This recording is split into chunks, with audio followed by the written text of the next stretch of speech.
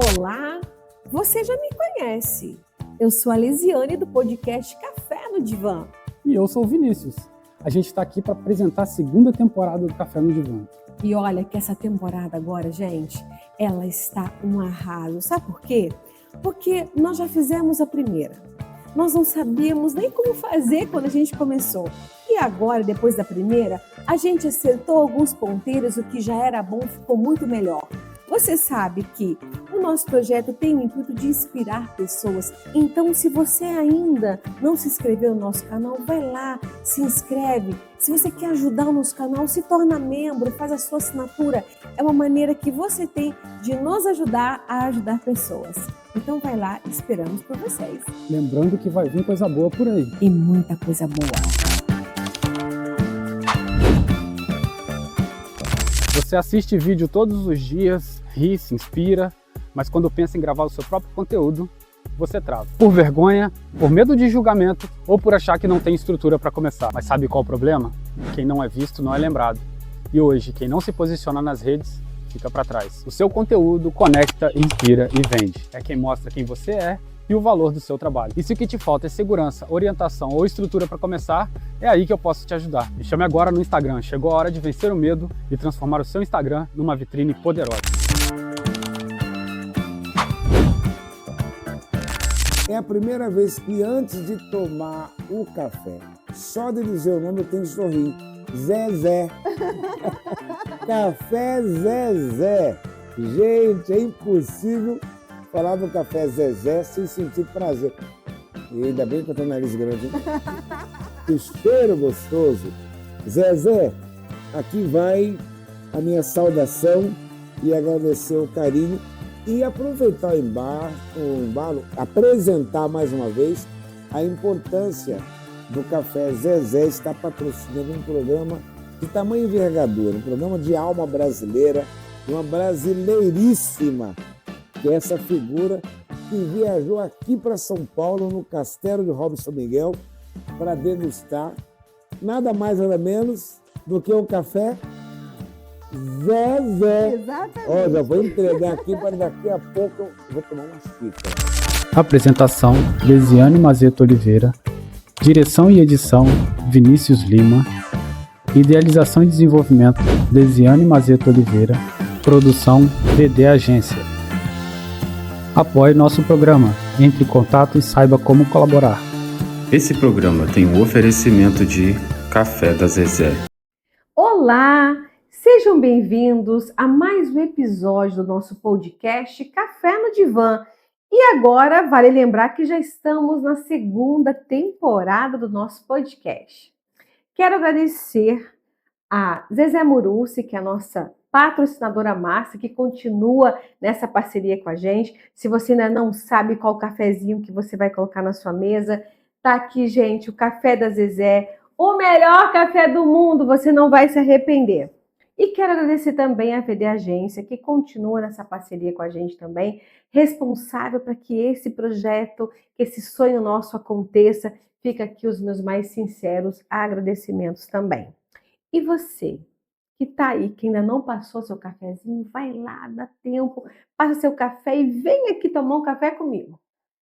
Gente, hoje eu estou muito feliz porque eu estou recebendo aqui uma garota prodígia que eu amo de paixão, uma pessoa que de pronto, com muito carinho, também atendeu ao meu convite. É uma honra tê-la aqui, porque eu não sei se ela se lembra, mas a primeira vez que eu estive com ela, eu disse assim para ela: o céu é o limite para você. Se lembra? Sim. O primeiro contato que eu tive com ela, porque simplesmente é uma garota que traz um potencial intelectual tão nova, com conteúdo assim, de encher os olhos, muito articulada, muito inteligente, muito esforçada, muito guerreira, que não tem como, gente, passar despercebido.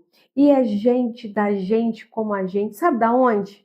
Aqui do Catoné. Como eu sempre gosto de enfatizar para você, esse projeto ele acontece para que a gente possa se inspirar em pessoas que inspiram. e pessoas aqui debaixo dos nossos olhos, parece que fica mais palpável, né? Esse testemunho vivo de ver como que essas pessoas levam a vida delas, da onde que elas vieram, como que é batalhar por isso. Então, assim, é com um imenso prazer que hoje eu sou honrada com a presença da Tamires! Seja bem-vinda, Tamires! Obrigada. Obrigada por ter aceitado o meu convite. Eu que agradeço por estar aqui e poder conversar. Vamos brindar o nosso cafezinho da Zezé? Tchim, tchim.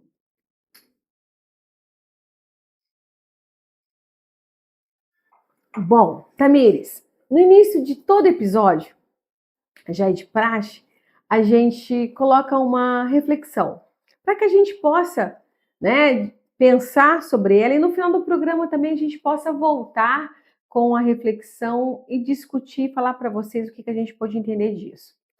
E pensando com muito carinho em você, gente, vale lembrar que todo episódio aqui não existe script. Isso aqui é vindo naturalmente. Então, ela nem sabe o que eu vou conversar e perguntar para ela, viu? Pensando em você, eu escolhi hoje uma frase de Nietzsche. E a frase é a seguinte: nada é tão nosso quanto nossos sonhos. Essa frase faz sentido para você, Tamires? Faz total sentido em vários momentos da vida. Por quê? Eu acho que em muitos momentos ali eu sou uma pessoa muito nova, então de descoberta da vida, de fazer as coisas pela primeira vez, de parar e pensar, falar, gente, tudo que eu tenho hoje é um sonho e que eu preciso fazer o que for possível para conquistá-lo, né? Essa coisa de acho que os jovens eles têm isso, eles têm muito mais sonhos do que coisas realizadas. Então, eu acho que é o que a gente precisa se apegar muitas vezes para a gente ter força e seguir e conquistar esses sonhos, né? Exatamente, exatamente. E, gente, essa moça, ela tem tanto sonho, e já realizou tanto sonho, e ainda tem muito sonho, que ela vai compartilhar aqui com a gente, né, a história de vida dela. A Tamires é arqueóloga, ela é antropóloga, agora virou congressista, tá cheio de prêmio aqui para mostrar pra gente. Acabou de passar por mestrado agora, então a gente vai ouvir muita coisa linda. Tamires, eu quero começar perguntando, pode ficar tranquila, não vou perguntar sua estatura nem teu peso, mas a tua idade eu posso? Pode, claro. Até para te esperar esses jovens aí. Com que idade você tá agora? 25 anos. Que inveja, Tamires. 25 anos bem vividos, né? Bem vividos, bem aproveitados. Uau! Conta pra mim a tua história. Da onde que você é? Quem é Tamires Pacheco? Então, eu sou de Catuné, sou filha de Décio e Luciene, neta de João Leonardo. Aqui, Luciene, um beijo. Você sabe que eu te adoro, né? Ó, beijão pra você. Eu sou arqueóloga, estudei a vida toda em Catuné. Em 2020, em plena pandemia, eu entrei na faculdade. Em plena pandemia? Foi, eu fui a turma que teve 5 dias de aula presencial e aí decretaram lockdown e a gente volta todo mundo pra casa.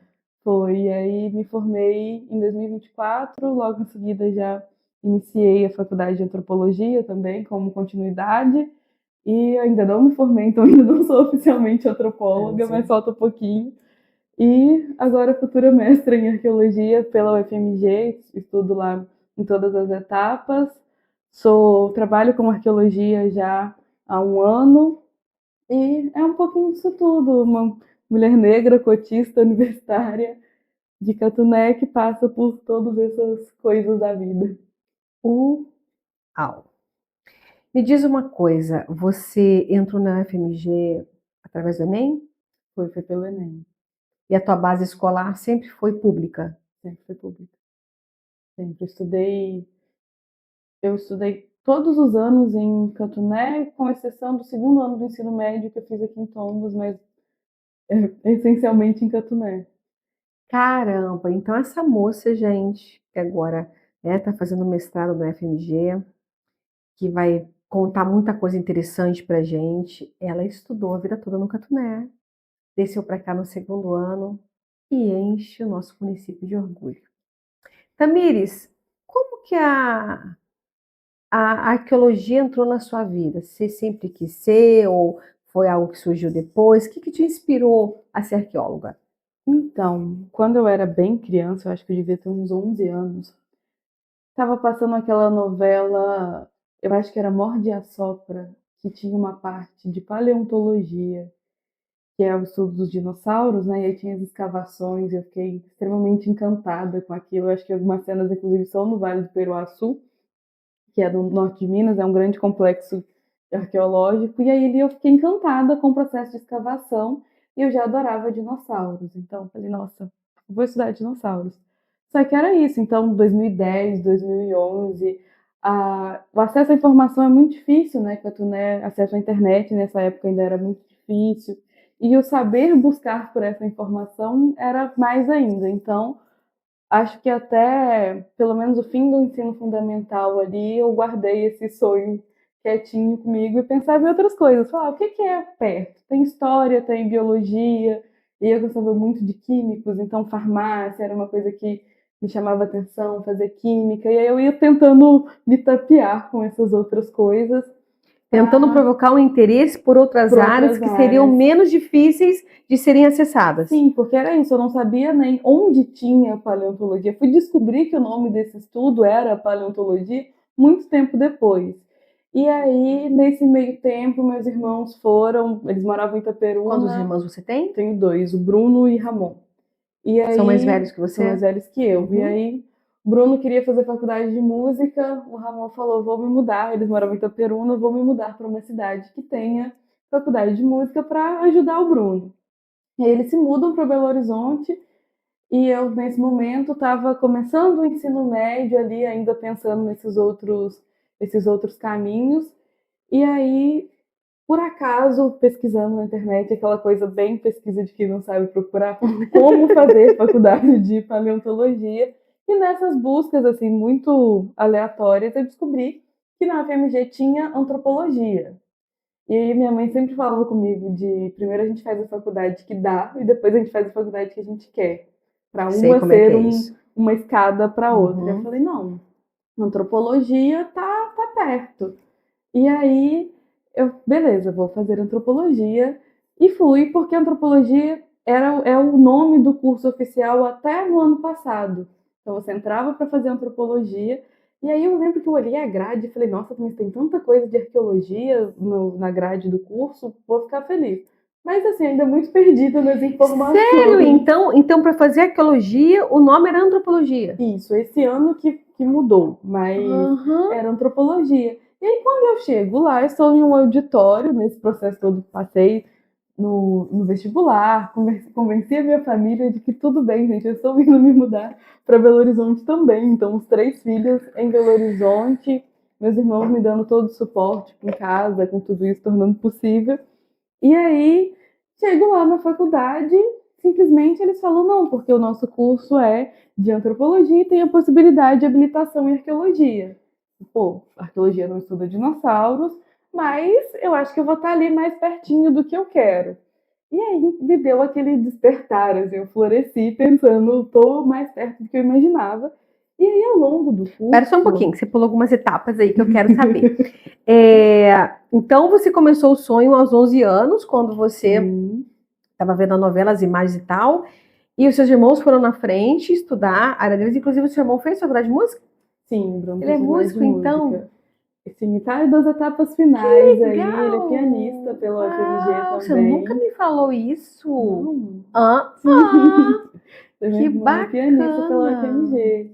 E aí eles já tinham bastante tempo que estavam morando lá, tipo uns 4, 5 anos, alguma coisa assim, quando eu fui para Belo Horizonte. O Bruno é o mais novo? O Bruno é o mais novo. O Ramon é o mais velho, ele se formou aqui, já foi para lá atuando profissionalmente. E o Bruno, ele estudou aqui também, o nosso ensino básico é todo daqui, eles estudaram em Catuné, estudaram no IUCA. Eu tenho que entrevistar o Bruno também, gente, olha só que bacana! Pois é. E aí é o seguinte, você fez o Enem e conseguiu então ir para a faculdade dos seus sonhos. Já continuo no papo da faculdade. Como foi para uma garota que morou a vida toda no Catuné ir para Belo Horizonte? Você sentiu medo? Você sentiu insegurança? Ou isso não passou pela tua cabeça, porque deixar teus pais, deixar teu ninho aqui, né? Não é um processo muito simples. Como que foi isso, Tamires? Olha, eu acho que esse momento, ele é eu só consigo descrever ele como um misto de sensações, né?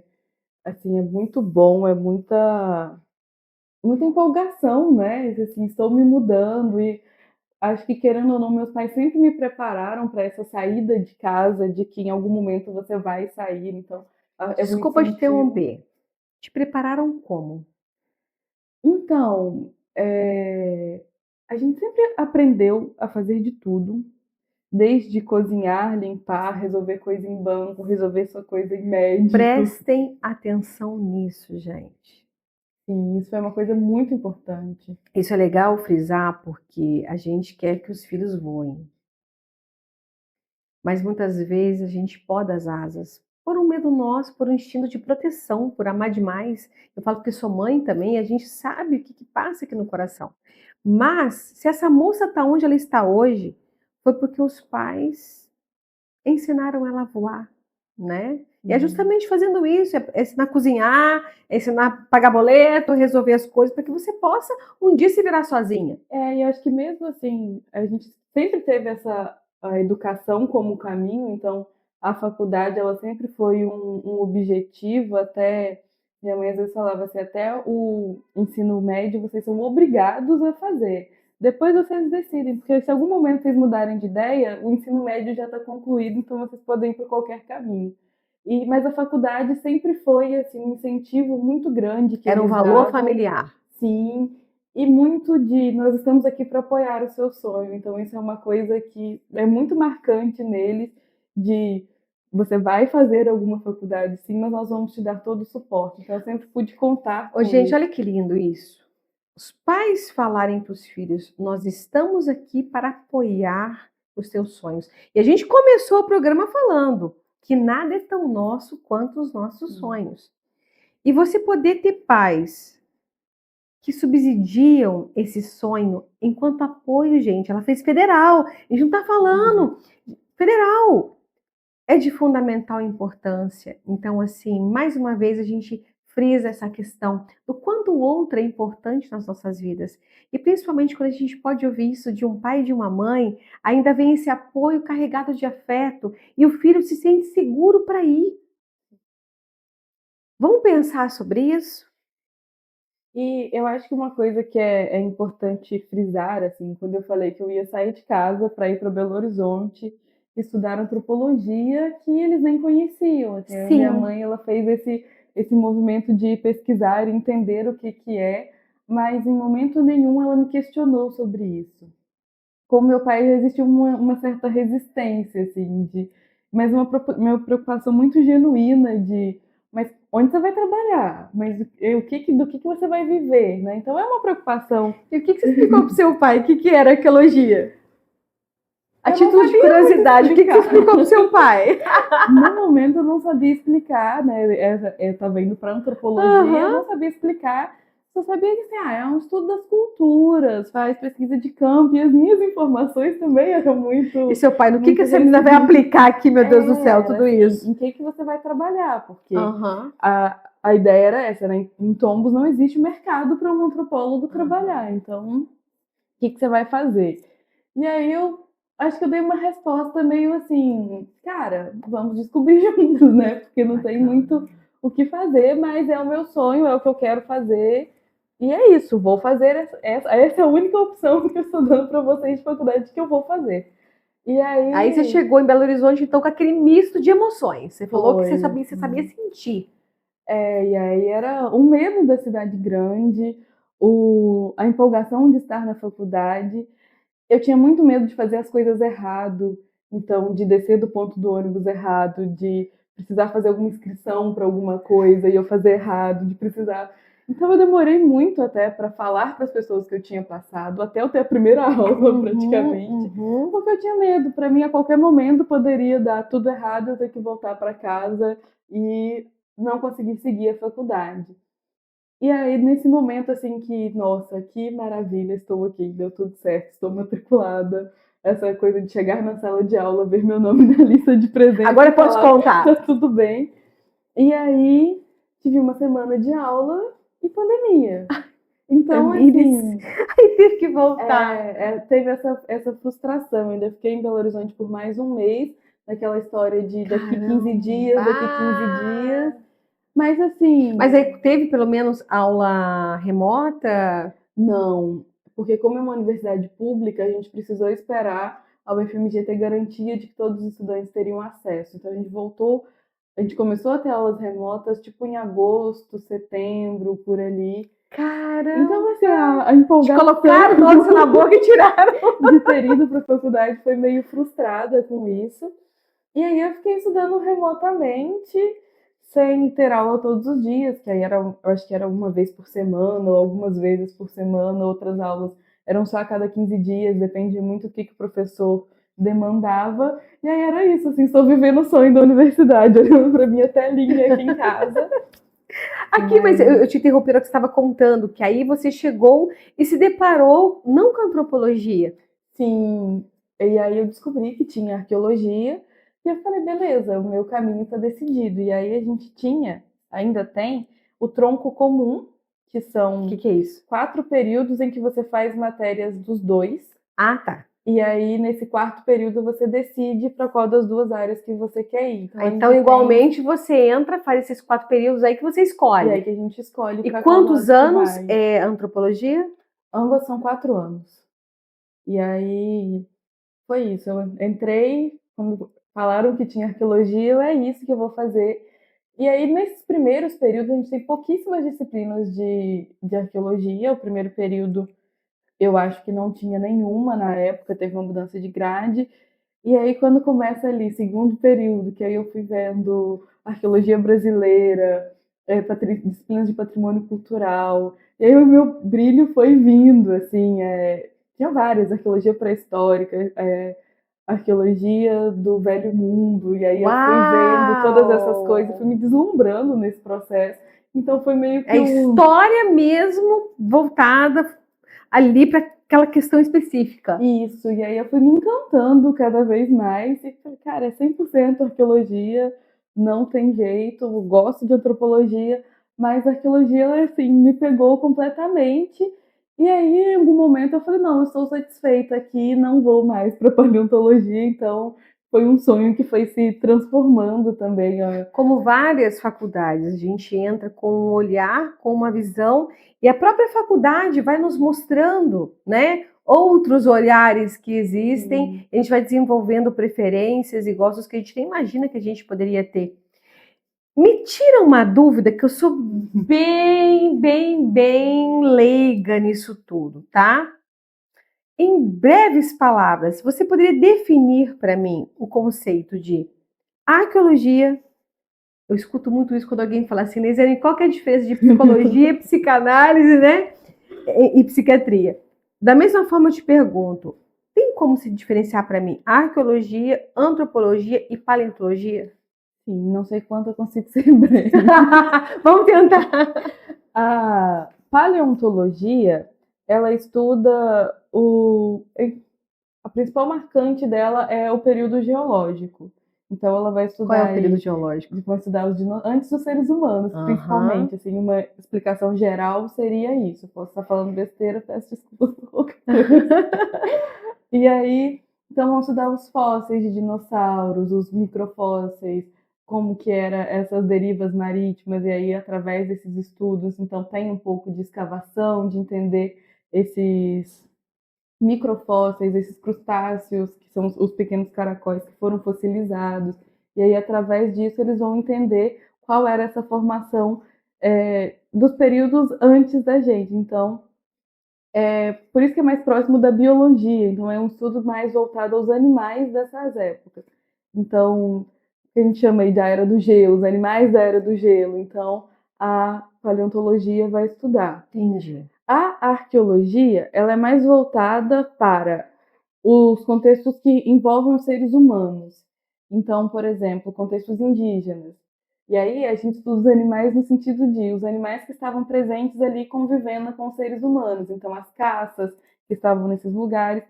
E aí a gente estuda, tem arqueologia. Isso é arqueologia. Isso é arqueologia.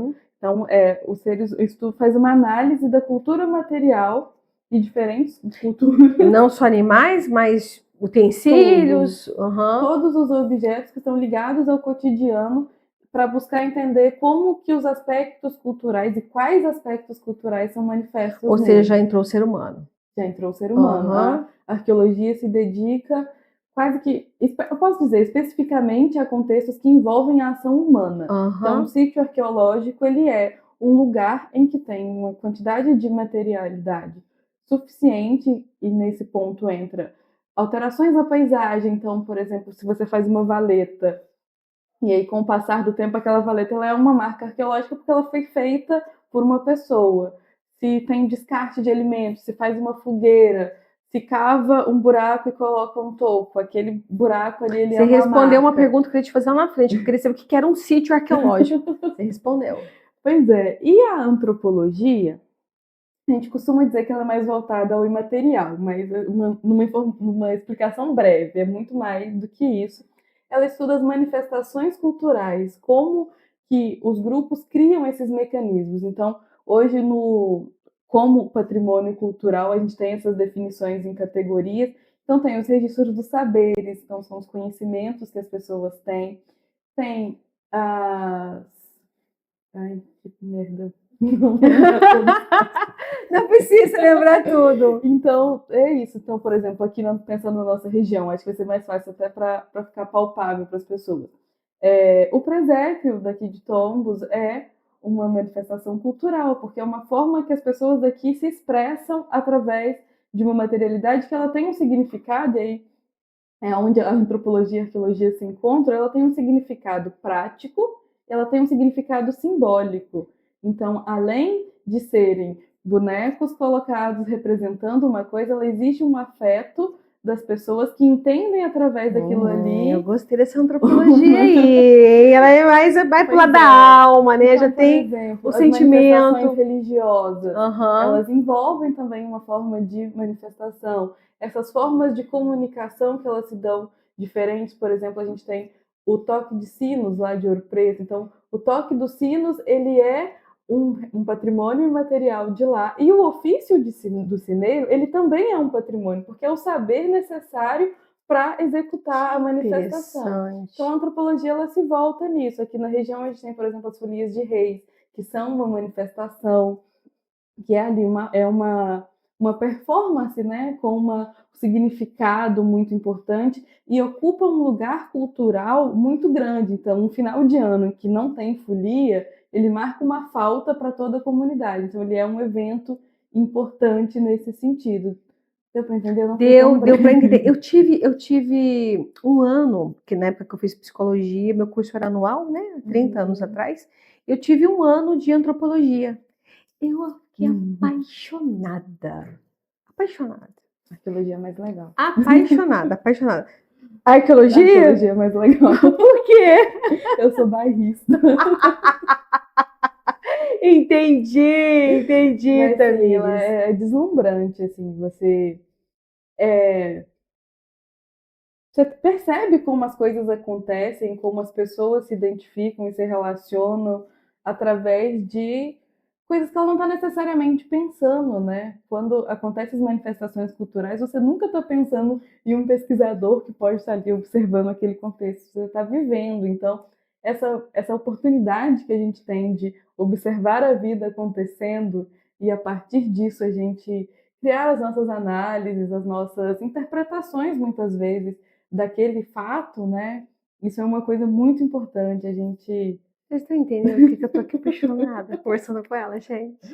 E uma das experiências Vou trocar café por vinho daqui a pouco. A gente vai longe. A gente conheceu uma senhora, o nome dela é Lica, e ela é uma ceramista que aprendeu o ofício com a mãe dela, que, por conta de condições financeiras, fazia as panelas de barro em casa. O pai fazia tijolo, então ele tinha os fornos. E aí, depois de muitos anos que ela já tinha perdido a mãe, quando ela perde o pai, ela deseja recuperar isso. E aí ela começa todo o processo, desde a retirada do barro, o tratamento ali da argila, a produção, até chegar num pote pronto. Então, assim, a gente tem a Uau. oportunidade de conhecer essa história e de conversar com uma pessoa que ela não faz ideia de que é uma coisa muito importante, tanto para arqueologia quanto para antropologia. A cerâmica, ela é uma das materialidades que sobrevive melhor ao tempo. E aí, você conversar com uma pessoa dessa, e aí, a partir disso, você conseguir pensar em várias coisas, mas com uma pessoa que está vivendo a vida, sabe? Isso é uma parte muito encantadora dessa... Fantástico. Me diz uma coisa, a festa da Broa do Catoné seria uma questão antropológica? Sim, é uma manifestação cultural. Olha que Ela- legal. Outras manifestações que a gente tem, por exemplo, é o Círio de Nazaré, que acontece no norte do Brasil.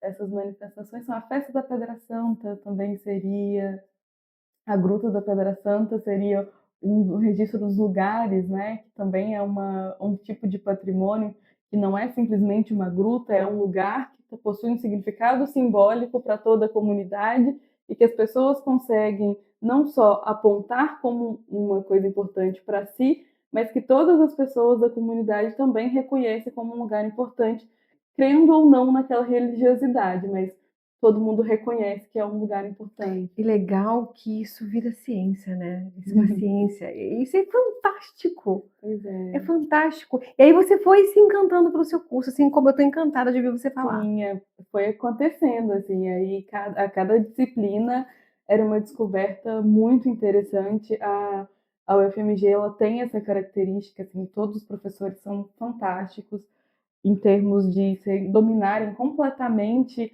as suas áreas. Então, a gente tinha disciplinas e aí misturando antropologia, arqueologia, e a cada dia, assim, era um texto muito, muito doido, assim. A gente estava vendo sobre como o papel das mulheres na sociedade, aí na outra a gente estava vendo um texto sobre o pensamento indígena e como que essas relações culturais acontecem. E aí chegava em uma outra, que é de antropologia multiespécie, que foi uma das coisas que eu me apaixonei, uma das poucas coisas da antropologia que eu falo que eu sou Você de está fato... menosprezando muito minha antropologia, ô Tamires.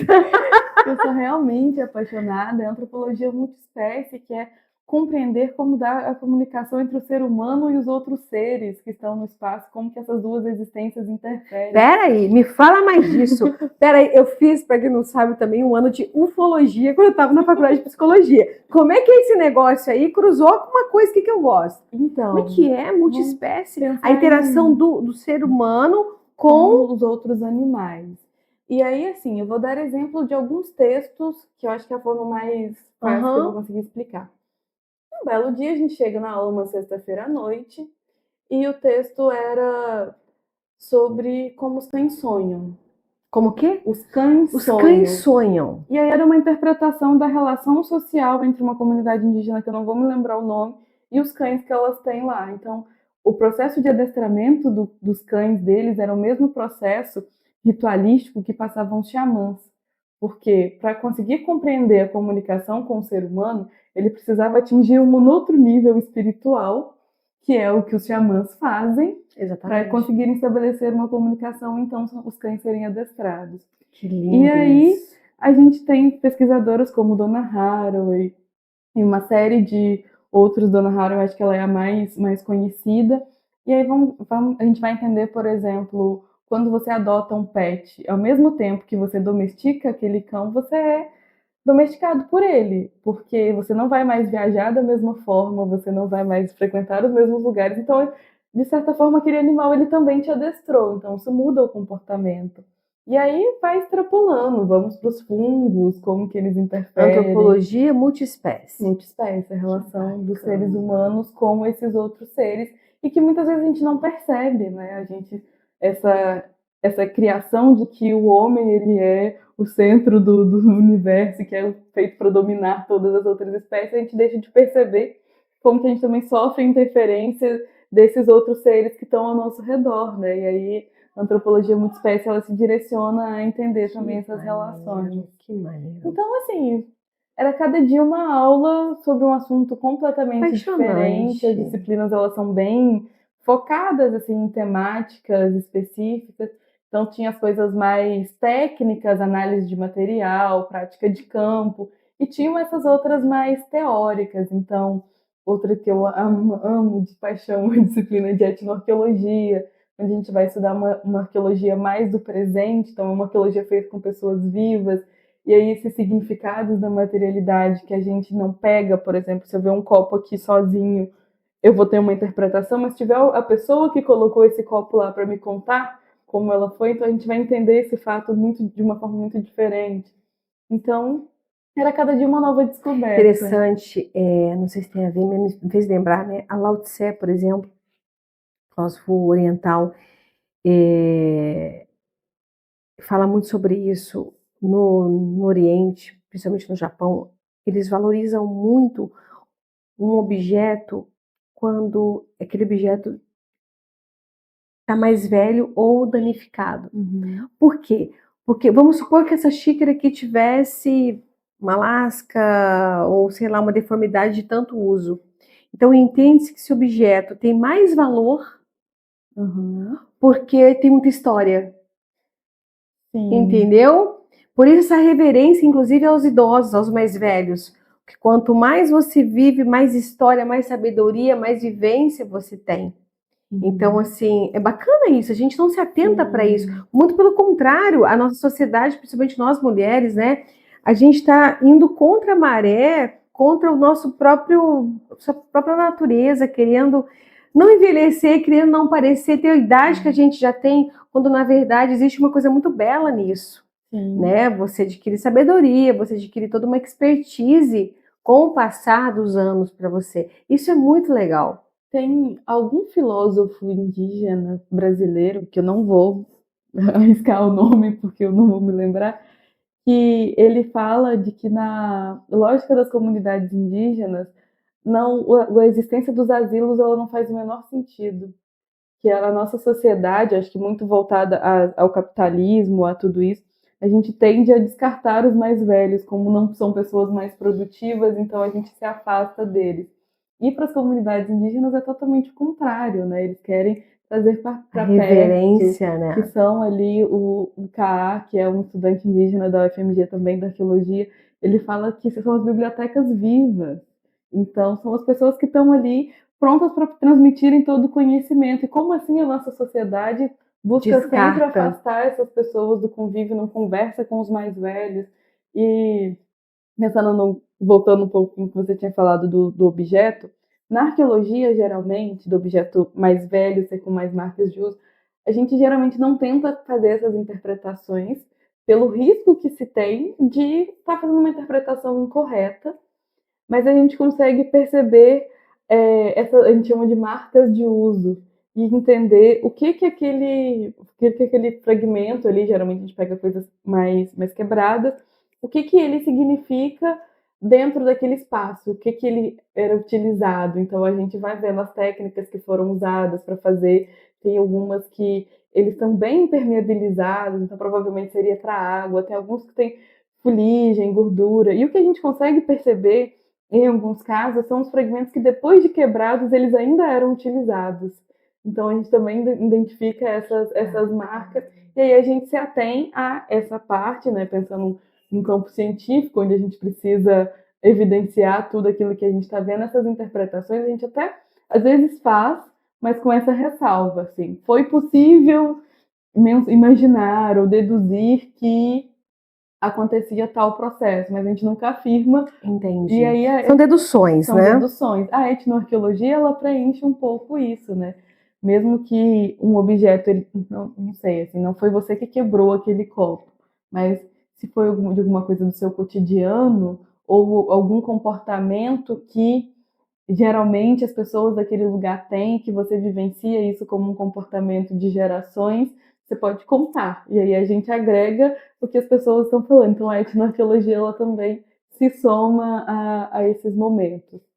Tem mais veracidade, né? Se a gente parar para pensar. E aí a senhorita ainda me torna congressista. Como é que é isso? Me conta. Então, essas duas áreas, né, são áreas de constante evolução, a gente tem sempre que estar se atualizando. Então acontecem muitos congressos anuais, bianuais, e o principal deles para a arqueologia é a SAB, o Congresso da SAB, que é a Sociedade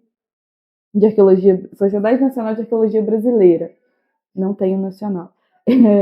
Que é a principal gestora também dos arqueólogos, que a gente não tem um sindicato, então a SAB ela trabalha nesse processo de unir, e é um momento muito interessante, assim, que principalmente o Congresso Nacional são arqueólogos do Brasil inteiro reunidos, apresentando o que estão fazendo, pegando coisas novas, mesas de debate muito importantes, discussões sobre, tem as conferências, né? Então são discussões sobre o futuro da arqueologia, o que a gente está ali pensando, quais são os caminhos que a gente precisa tomar ali burocraticamente também. Tem os congressos de várias outras áreas que a gente acaba entrando, né? O congresso de antropologia também, às vezes a gente E participa. a senhorita não apresentando alguns trabalhos e eu quero que você fale deles. Pois é, essa parte é difícil. Não, mas eu não te deixo não falar. Que tipo de trabalho você foi parar, inclusive no Rio Grande do Sul? Né? Por último, agora em Macapá? Sim, Macapá. Me conta. O Congresso do Rio Grande do Sul foi esse congresso da Sociedade de Arqueologia Brasileira que eu fui participar dos trabalhos que eu apresentei, eu desenvolvi no estágio, né, junto com a equipe, e aí era sobre uma interpretação de um sítio arqueológico. Lembra que eu falei com você das marcas de uso? Lembro. Através dessas marcas a gente conseguiu identificar, deduzir onde estaria no sítio a área que eles faziam parte de cocção dos alimentos e a área que provavelmente eram produzidas as peças, porque era um universo bem grande de material, eram 10 mil fragmentos. 10 mil? 10 mil fragmentos. Uau. E aí a gente mede, tira foto, analisa todos os detalhes de um por um. E aí, ao final, a gente gera esses gráficos, né? E aí, um dos gráficos evidenciou muito disso, de peças com as marcas de fuligem, de gordura, que indicavam que eram peças que tinham sido levadas ao fogo. E aí, posteriormente, a gente mandou para uma análise micromorfológica que percebeu que os vestígios de dentro eram de fato gordura, que então ali comprovou que tinha sido cozido algum alimento ali dentro.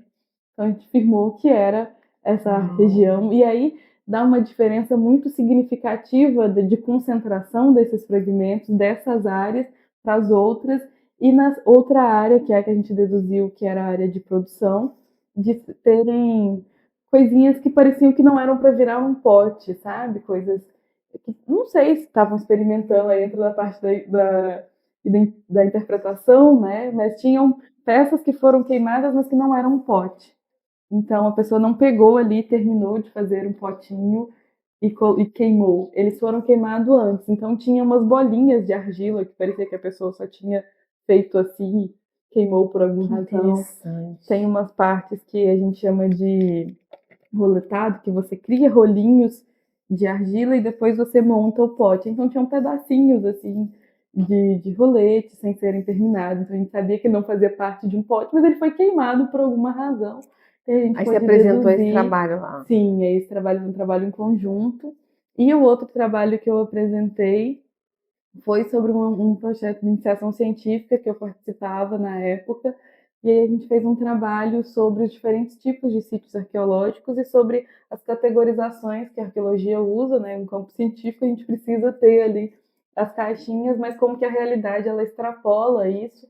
E aí a gente apresentou a partir dos conhecimentos que a gente teve com um material do projeto de pesquisa da minha orientadora, que é a Mariana Cabral, a partir dos estudos com a comunidade indígena Oyampi, que é uma comunidade do Amapá, que eles compreendem os bichos são gente, então para eles é agente pássaro, agente peixe, agente catitu, agente onça.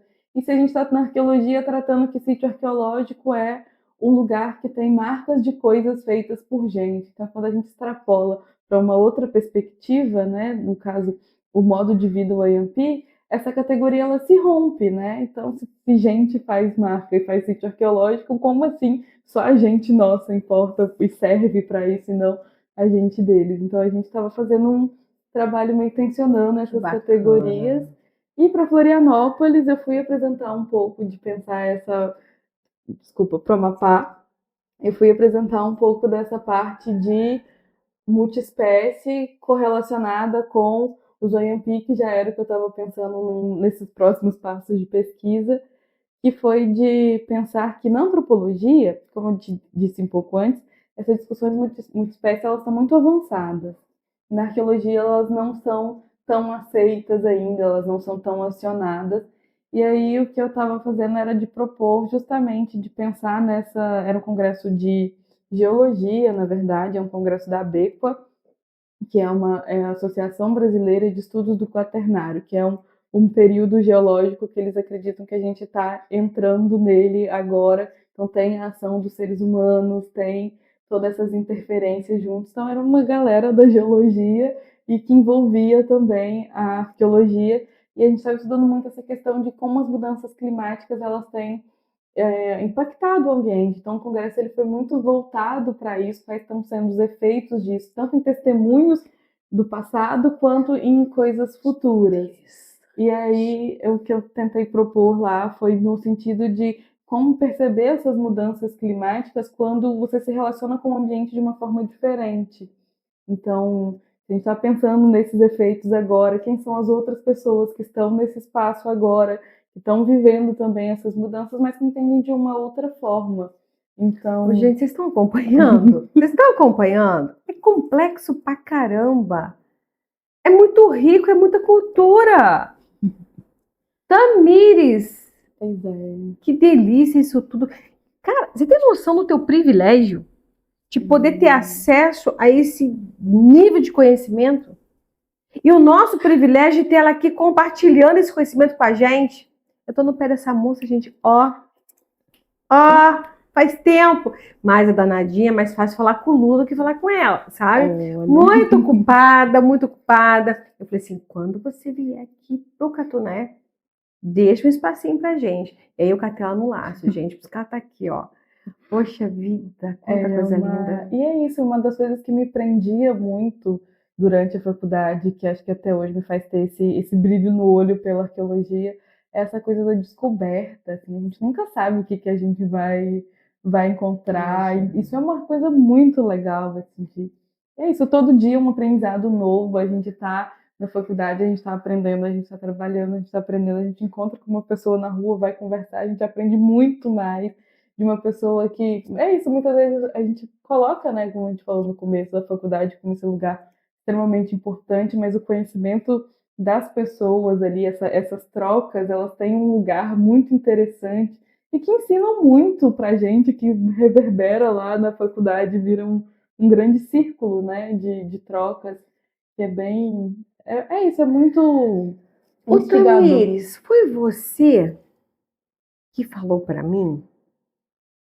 Ou foi eu que falei pra você? Porque a gente já conversou tanto, gente. São anos de conversa, ó. Aquela questão do estudo das civilizações. Eu até já falei num podcast aqui com o Jordan, eu acho. Que as civilizações têm 3 coisas em comum. Todas elas estudadas ao longo da história. Foi você que falou pra mim. Foi eu que falei pra você, né? Isso. Que há um estudo sobre as civilizações. Não importa quantos anos elas existiram, quão distantes estão de nós, mas elas têm 3 coisas em comum, que é a fé, a arte e um alucinógeno. Achei fantástico, até porque as 3 estão no campo da alma, né, gente? Estão para a alma, né? Eu achei fantástico. Eu achei que tivesse sido você, mas não foi você, então não. Não foi. Na arqueologia é interessante que por muito tempo as pesquisas estavam voltadas para essa coisa utilitária, né? Então, o que tinha de fragmentos, o que essas peças contavam. E aí a gente tem uma virada que se inclui o campo do simbólico. E aí é isso, dá uma outra ampliada. E os primeiros estudos são bem interessantes, assim, que esse momento assim de interpretação diferente. E aí tem algum pesquisador, que eu não vou me lembrar agora quem são os dois, mas um deles tinha pesquisado primeiro e ele pesquisou o lugar, foi para lá, observou tudo, foi para casa e escreveu a pesquisa dele. Aí anos depois vem uma outra pessoa e vai pesquisar esse mesmo lugar, e aí só que ele conversa com as pessoas, então existe essa outra perspectiva de quem está ali no momento e descobre um outro universo de comunicação silenciosa, de significados, de práticas, de ação das mulheres, que o primeiro tinha deixado perdido, e também dessa agência do simbólico que a gente costuma dizer. Então, eu lembro que tinha alguma coisa assim, se o marido estava conversando com alguém na casa e a esposa chegava e ela fazia um gesto ali, ela entregava alguma coisa, já entrava numa outra interpretação daquilo ali, todo mundo entendia aquela comunicação e já saía. A gente tem também muito sobre isso, da presença dos animais dentro dos sítios arqueológicos, para entender qual animal ele estava sendo servindo de alimento, qual animal ele estava servindo de um ritual. Nas comunidades indígenas brasileiras, a gente tem alguns momentos de rituais que eles passam dias se preparando, então eles passam um mês na mata caçando animais para voltar e conseguirem sustentar todas as pessoas durante um longo período de ritual. Então são momentos que você vai ter uma grande concentração de vestígios ósseos, provavelmente, que é o que mais resiste. E como você vai entender isso, né? Por que essas pessoas, em determinada época, têm lá uma grande concentração e aí depois já não tem tanto assim? Por que isso acontece? E aí é uma motivação de uma coisa simbólica que está reverberando na materialidade. Então, os objetos não estavam sendo tão diretamente marcadores daquele acontecimento. O ritual a gente não consegue ver, porque a gente está trabalhando com os objetos que ficaram, mas como que essa materialidade, a gente fala que está sendo mobilizada, ela está sendo utilizada, ela está sendo descartada, atendendo um outro critério. Então, Semana Santa, por exemplo, por que na Semana Santa, qualquer lixeira de qualquer casa que você for, você vai ter um osso de peixe? E ao longo do ano, você não vai ter essa mesma concentração. Interessante, né? Caramba! Uau! Uau! Ô, Tamires, duas coisas que eu quero te perguntar. Em nível de empregabilidade, de atuação profissional, vou voltar lá na preocupação do seu pai agora, né? A gente está falando muito da questão cultura, ciência, né? Mas em nível de atuação profissional, parece que só restrito ao mundo científico? Não. Como é que é isso? Ou museus e tal, mas me fala um pouco disso. A gente ouve falar muito pouco. A gente tem bastante áreas de atuação, todas elas com uma demanda relativamente pequena, mas que é bastante diverso, assim, as possibilidades da gente trabalhar. Por exemplo, a gente poderia trabalhar em setores de secretarias de cultura, a gente poderia trabalhar dentro de museus, na gestão de acervos. E o que atualmente ocupa grande parte dos arqueólogos é, sim, a academia. Então, temos muitos pesquisadores universitários ou ligados a instituições. E o grande mercado para a arqueologia no momento tem sido as empresas de consultoria ambiental, que são esses processos que, quando você vai ter uma grande obra, um grande empreendimento, você precisa ter essas licenças, e uma parte desses estudos ele precisa ser feito por arqueólogos, por antropólogos, para estudarem esses impactos. Então, por exemplo, você vai fazer uma ampliação de uma estrada, você precisa ir lá para você mensurar quais são esses impactos, se tem algum sítio arqueológico ali, se vai passar por cima de alguma coisa, para tentar proteger ao máximo, ou se for o caso de não tem como mudar de lugar, aí a última alternativa é fazer uma escavação, tirar material ali suficiente para gerar um estudo, você ter pelo menos a informação que aquele sítio te passava. Em casos que são possíveis, desviar ou criar umas outras alternativas para preservar aquele conjunto de material no seu lugar de origem ali. Então, o grande mercado da arqueologia tem sido esse de consultoria, porque são muitos empreendimentos acontecendo no Brasil, então são muitas empresas de consultoria ambiental que têm setores de arqueologia ou empresas voltadas especificamente para pesquisas em arqueologia, e é o grande marco. Certo. E me diz uma coisa, como a tecnologia hoje pode influenciar ou agregar ou facilitar ou atrapalhar esse trabalho? Eu acho que é uma coisa muito diversa, tanto no que ajuda e no que atrapalha e no que a gente pode usar. Tem coisas muito relativamente simples que ajudam muito a gente, que são, por exemplo, sistemas de GPS, esses por satélite, por telefone, que ajudam muito a gente, porque a gente vai para campo. Em alguns, a gente tem, o empreendimento vai ser nessa área e a gente precisa percorrer toda essa área para ver se tem alguma coisa. Em outros momentos, a gente recebe pontos. Então, em escritório, você tem a área essa aqui, a gente precisa fazer um levantamento, geralmente não, sempre é o IPHAN, que é o Instituto de Patrimônio Histórico e Artístico Nacional, que a gente manda para eles, vai ter esse empreendimento, faz lá uma ficha de caracterização, e eles devolvem para a gente indicando ali o que a gente vai ter que fazer, de acordo com o nível do que é. Então, o que é o seu empreendimento? É uma mineradora? É uma abertura de uma estrada? É uma linha de transmissão de energia? Então, cada uma delas gera um tipo de impacto diferente. Eles dão essa determinação. E, a depender, eles vão pedir que a gente faça furos a cada 50 metros em toda a área. Então, a gente vai ter que ir para o meio do mato, fazer de 50 em 50 metros. Então, o que a gente recebe é um mapa com esses pontinhos de onde a gente vai ter que furar. E fazer isso em uma região aberta é tranquilo. Fazer isso numa região de árvore, o GPS não funciona. Eu invito o Indiana Jones.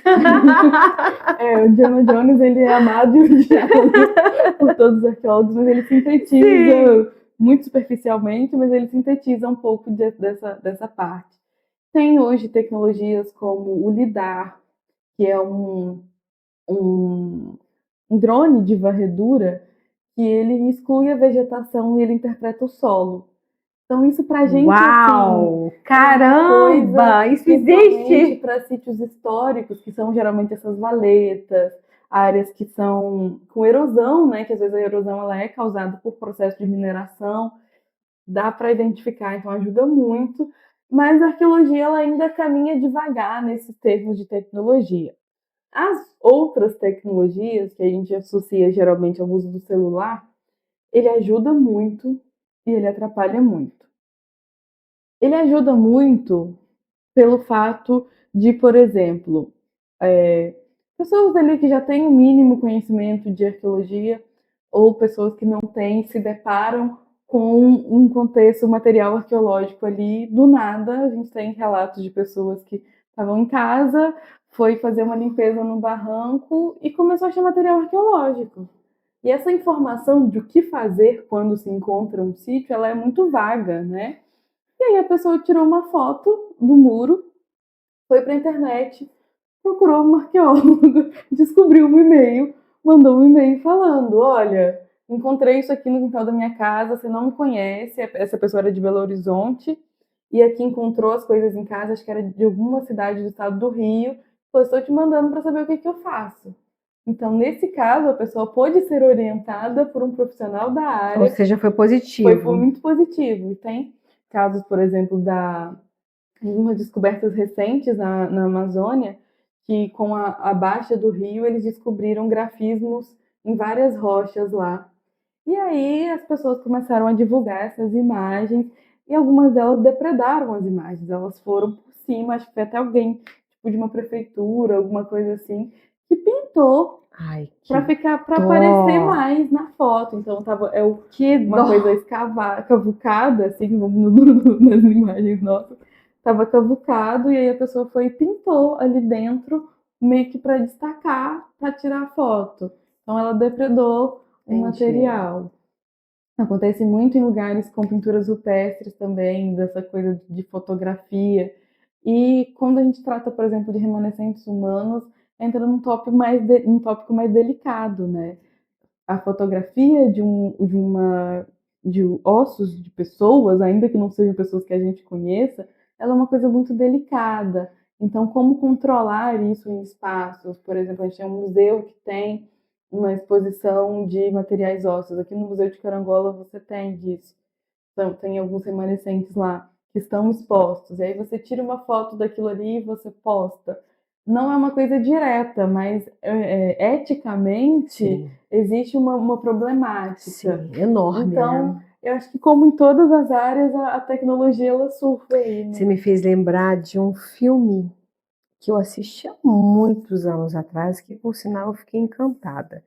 Não somente porque o protagonista era Antônio Bandeiras, né, do qual eu sou apaixonada, mas é porque o filme realmente era muito bom. O Corpo. Eu não conheço. Não? Não conheço. Esse filme é antiguíssimo, tá? Talvez eu não conheço por causa disso, né? Eu esqueci a diferença de idade aqui. Arqueólogos estavam em escavação lá no Oriente Médio e encontraram os restos mortais de um corpo lá que sugeria ser o de Jesus Cristo. E toda a teoria, digamos assim, do cristianismo é baseada na ressurreição, né? E aí foi provado, mas não sei como, no filme, que sim, que teria sido os ossos de Jesus Cristo. É um filme muito interessante, por sinal. Eu sei que, gente, correu tanta coisa que no final o que me chamou a atenção foi a última cena do filme. A última cena do filme são escritos que aparecem assim: bem-aventurados que não viram e creram. Entendeu? Porque acabou se concluindo que, independente se fosse ou não o corpo, quem creu, creu. Foi feito o milagre da ressurreição, entendeu? É um filme muito interessante, de uma provocação religiosa muito grande também. Mas esse acabou me fazendo lembrar disso, né? E como que é complexo. E eu queria que você contasse duas coisas pra gente, se possível, né? A primeira é o trabalho que eu sei que você vem fazendo aqui, né, em Tombos, Catuné, sobre aquela questão da escravatura, né, e tudo que você tem para nos falar sobre isso. E a segunda eu esqueci, estava na minha cabeça. Peraí, eu ia te perguntar. Qual que é o lugar que você trabalha hoje? Sim. Vamos começar pelo segundo. Vamos. Vai ser mais breve. Hoje eu trabalho numa empresa de consultoria ambiental. O nome dela é Sete Soluções e Tecnologia Ambiental. Trabalho dentro de um setor de arqueologia, fazendo pesquisas voltadas ao licenciamento ambiental e a outros tipos de estudos, né, que às vezes precisam ser feito. E aí eu trabalho justamente com isso, indo nas áreas ali, fazendo esses levantamentos arqueológicos, resgatando material quando necessário, monitorando áreas em que já se sabe que existe o material arqueológico para que as ações que estão acontecendo não impactem negativamente esses materiais. Então, basicamente, o meu dia a dia. Legal. Inclusive, quando eu converso com ela, tem hora que ela está num hotel em tal cidade, num hotel em tal outra cidade, porque ela está sempre em campo, fazendo esses trabalhos lindos. Pois é. E você poderia, agora pulando mais uma pergunta no meio disso, dizer, aqui é assim mesmo, viu, gente? Tudo naturalmente, sem script, acaba sendo desse jeito. O que é uma escavação? Quais são os passos? O que acontece numa escavação? Pra gente que é leigo e só tem cena de filme na cabeça. Então, a escavação, eu ainda que não tem tive todo um critério, né? Imagino. Tem todo um critério, imagino. Tática de campo de escavação, sim, tem muito critério, o tamanho da quadra. Tudo na arqueologia é muito regrado, porque grande parte das coisas que acontecem são irreversíveis.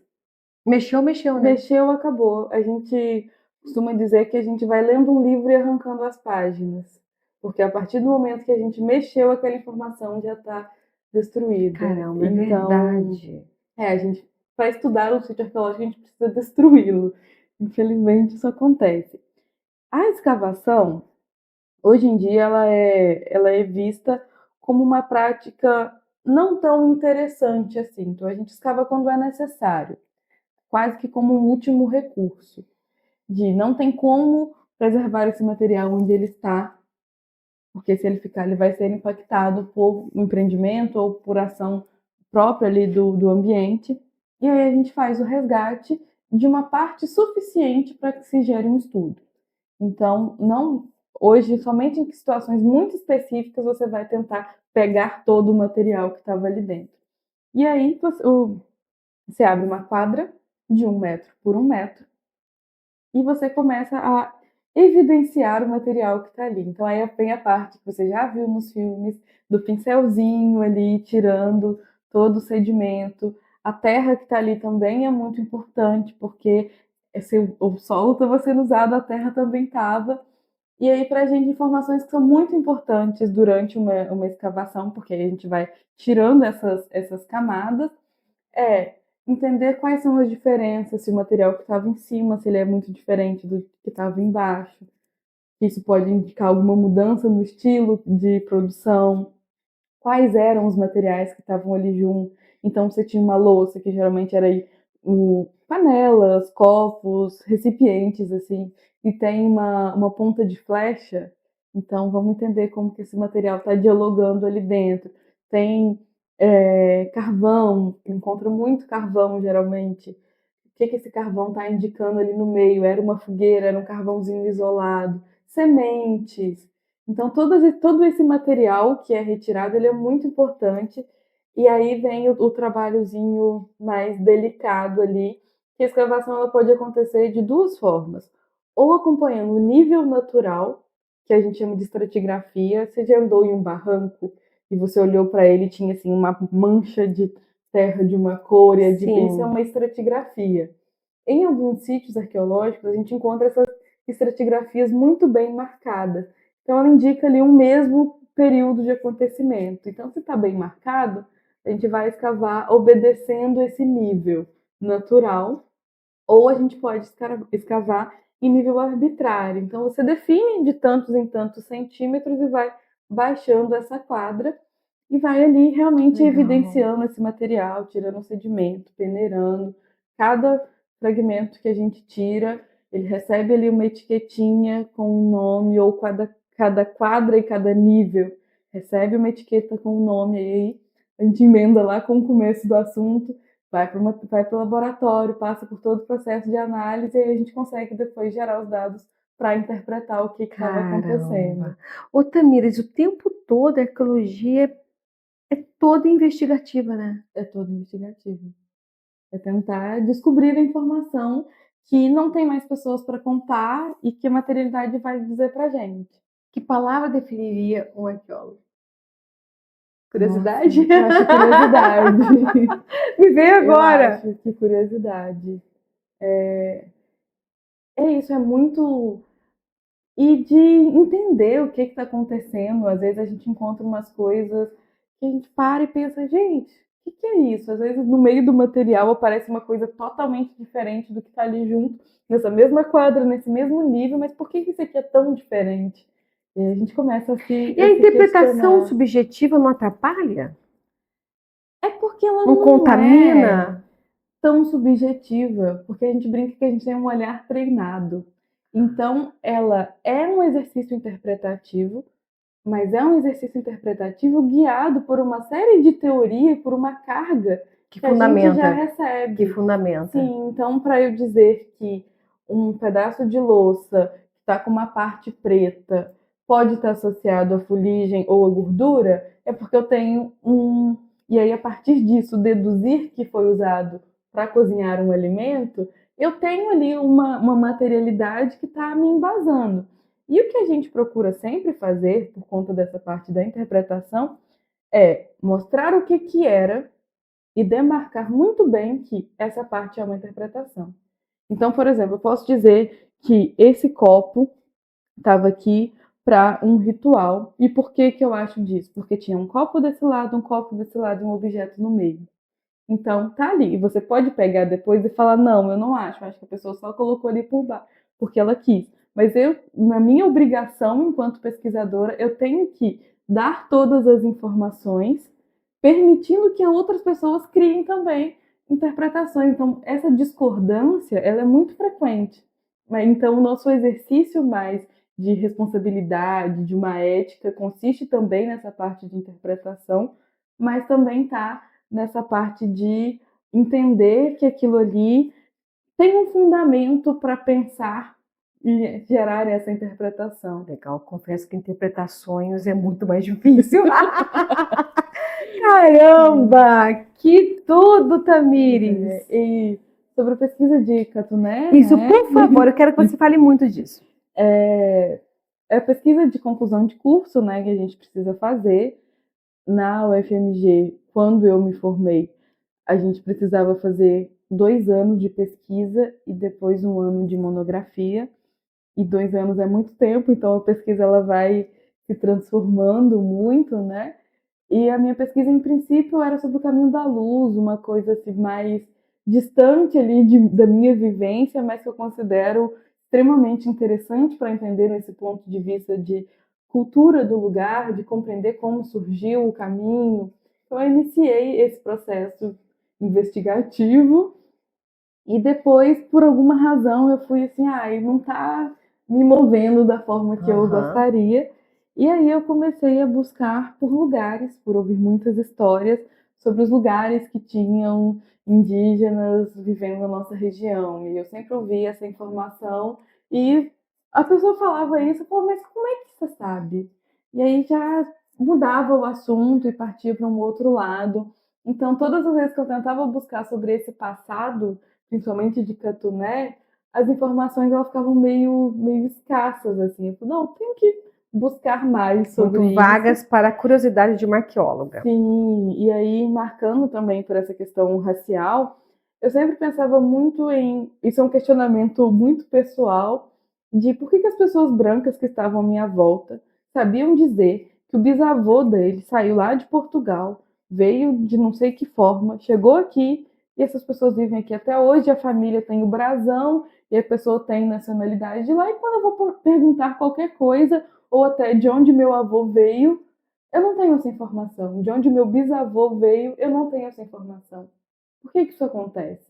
Por que quando eu vou procurar saber sobre a história de Tombos, a única história que chegava até mim não era uma coisa também que eu procurasse com tanto afinco, mas pensar em quais são os discursos que estão circulando, porque que sempre começa com o colonizador branco que chegou em Tombos e comprou uma fazenda, e aí a partir dessa fazenda foram criando outras, e a história ser só essa, então me dava muito esse desgaste dessa limitação de informações, e aí eu comecei a buscar por lugares que mencionam ter essas informações. Então, assim, existe uma história de Catuné que eu ainda estou em busca, pessoas, então me ajudem. É de uma loca de pedra em que tem lá dentro ossos de todos os tipos de animais. Várias pessoas, em contextos diferentes, me contavam essa mesma história sobre a Mata do Banco. E aí eu comecei a buscar, então, onde é? Então, vamos lá. E aí eu e meu pai iniciamos esse processo de busca, principalmente por esse lugar. Até seu pai começou a gostar de arqueologia. Meu pai que bacana. Aí ele entendeu o que era arqueologia. Sim, então meu pai foi uma figura extremamente importante de fazer esses contatos, de conversar com as pessoas, que nesse tempo eu já tinha voltado para Belo Horizonte, então estava de longe tentando pesquisar, tentando entender essas coisas. Então ele buscava muito por esses lugares. E foram isso, assim, 1 ano e meio de pesquisa buscando... Aí você encontrou alguma coisa desse lugar? Não encontrei. Mata do Banco, tem uma coisa a ver com a tal fazenda do banco? Tem. A fazenda do banco ela é um dos lugares centrais ali com relação a essa mata, as pessoas que estavam ali. E aí o que acontecia era isso, não ia para frente. E todas as vezes que eu chegava em reunião de orientação, eu chegava lá e contava assim, várias coisas para ela, de conversas que a gente estava tendo enquanto a gente ia para o campo.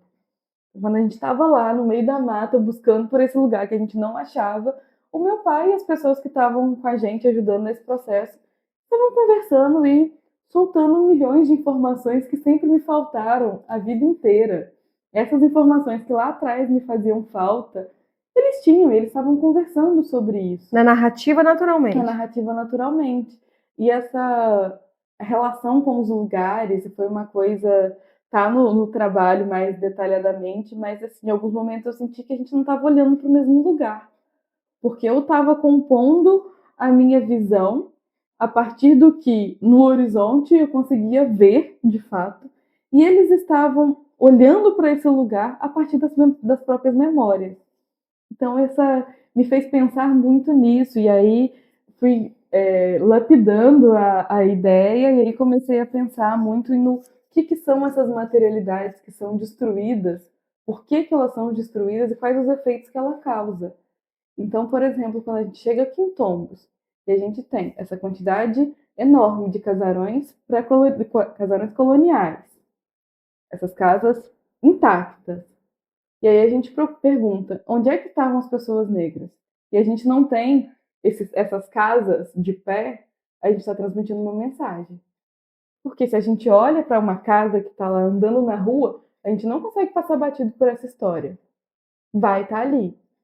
Quando você tira do discurso, quando você quer que as pessoas parem de falar sobre isso e você tira esse suporte material, que a memória ela funciona muito com isso, você apaga parte da história e você demonstra muito claramente o que você quer dizer a partir disso.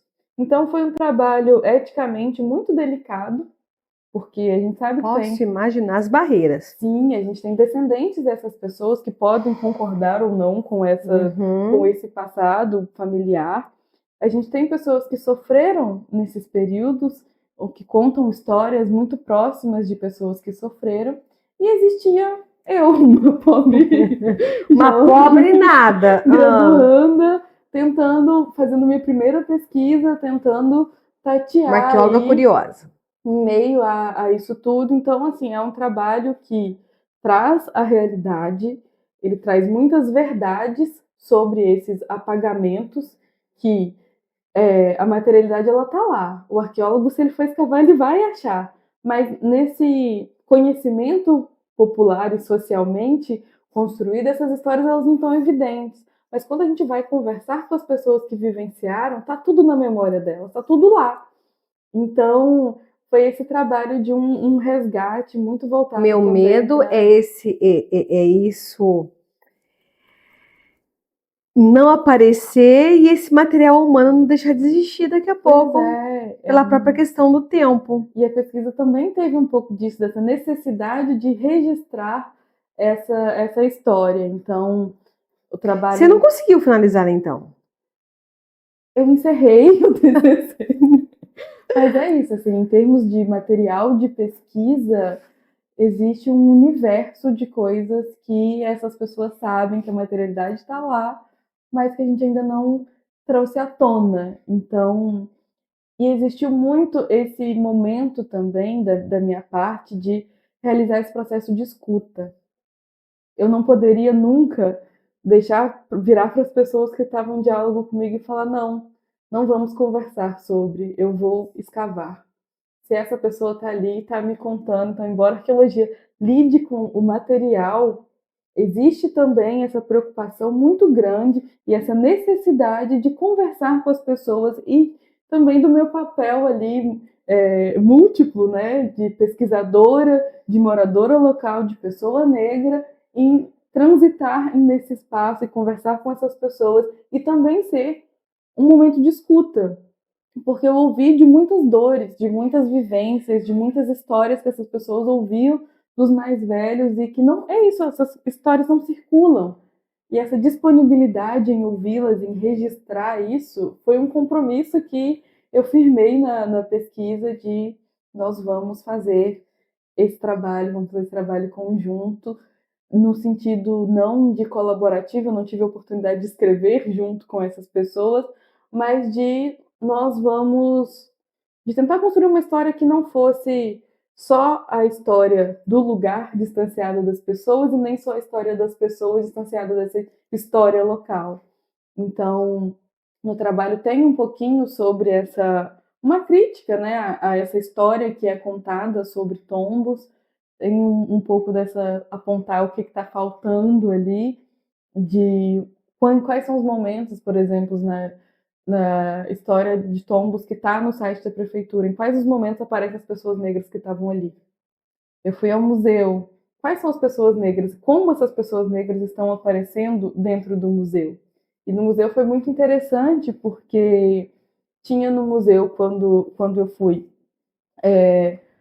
uma algema, tinha algumas fotografias de carteiras de trabalho de pessoas que trabalharam na construção da linha férrea ou na desinstalação da linha férrea, alguma coisa assim.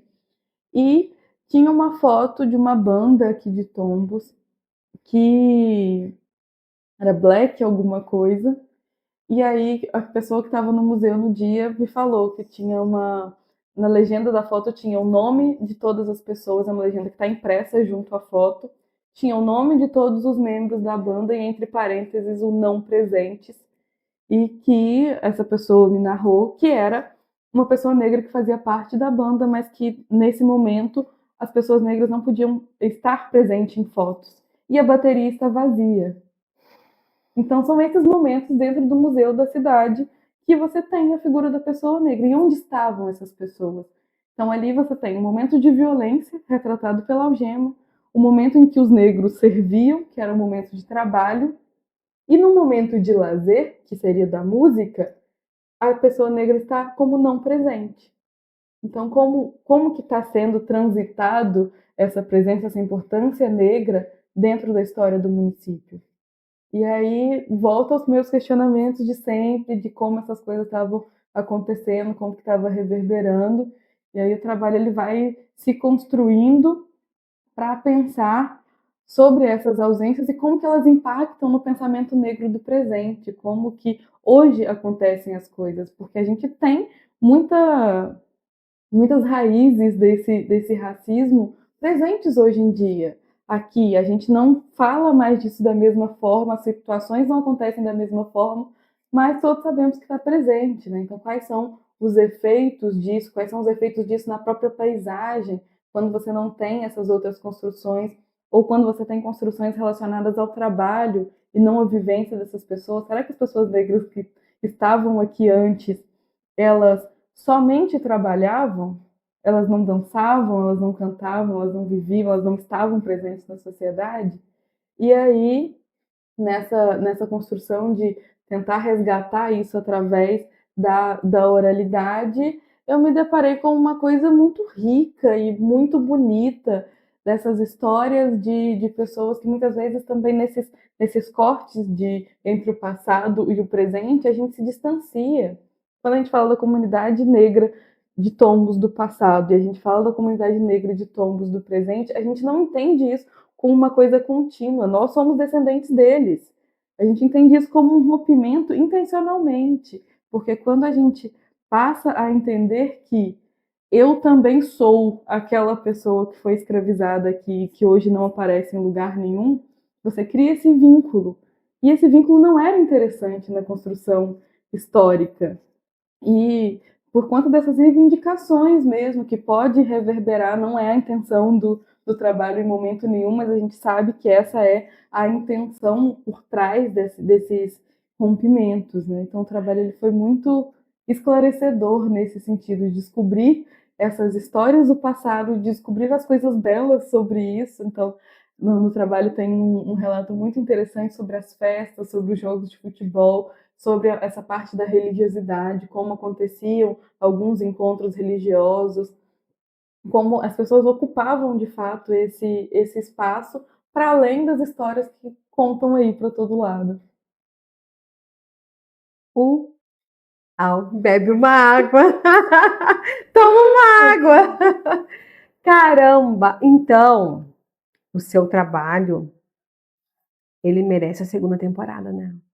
Ele merece a segunda temporada. Porque eu acho que foi só o início dele. Tem muita coisa. Essa dificuldade passa por uma questão de permissividade? Também. Como eu mencionei, né, assim, as pessoas, elas às vezes até se sentem envergonhadas desse passado. A arqueologia é uma coisa muito nova aqui para o nosso município, então entender quais são as intenções de uma pesquisa é uma coisa muito delicada. Muitas pessoas não me conhecem. A partir de agora vão conhecer. Então isso é gera muito isso importante. tudo, né? A gente está falando aí de casas de pessoas, de territórios de pessoas, e que a gente está vindo aí lançar luz mesmo em histórias que ficaram muito tempo embaixo do tapete, né? Lançar luz em histórias que ficaram muito tempo embaixo do tapete. Pois é, e assim, não é a pesquisa em momento nenhum teve esse tom de denúncia. De eleger culpados, né? Sim, mas de retratar a história, tal como ela é. E de resgatar narrativas que foram apagadas. Eu termino a parte escrita do trabalho falando que o meu maior desejo é fazer ecoar essas narrativas, no sentido da palavra, de fazer-se ouvir, quer no tempo, quer no espaço. Então, se essas pessoas não eram ouvidas no passado, o meu exercício agora é só de mostrar essa história, de permitir que elas sejam ouvidas através de seus descendentes ou de pessoas conhecedoras dessa história em outros tempos, né? Essas histórias ficaram muito tempo apagadas. Ainda bem que consciência é atemporal. Pois é.